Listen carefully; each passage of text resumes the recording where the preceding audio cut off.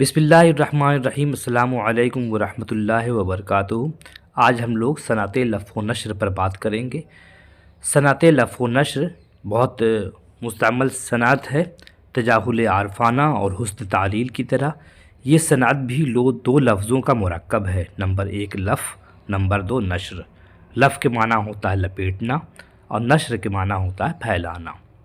इस्तिलाह का में ये ऐसी सनअत को बोलते हैं जिसमें पहले चंद चीज़ें बयान की जाए, उसको लफ़्ज़ कहेंगे, और उसके बाद वही चीज़ें उसी तरतीब से या दूसरी तरतीब से बयान की जाए, उसको नश्र कहेंगे।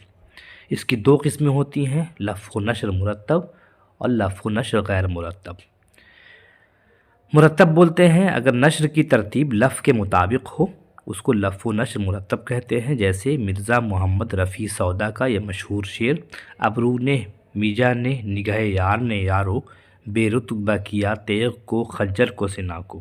इस शेर को इस तरह से देखें, अबरू में 1 नंबर दिया है, ने मीजा 2, निगाह 3, और दूसरे मिसरे में तेग को 1 नंबर, खंजर को 2 नंबर, सना को 3 नंबर। तो अबरू को तेग से मुमासलत दिया है, निगाह मीजा को खंजर से और निगाह को सना से। तो इस तरह से अगर बयान करेंगे तो ये होगा लफ़्ज़ व नश्र मुरत्तब।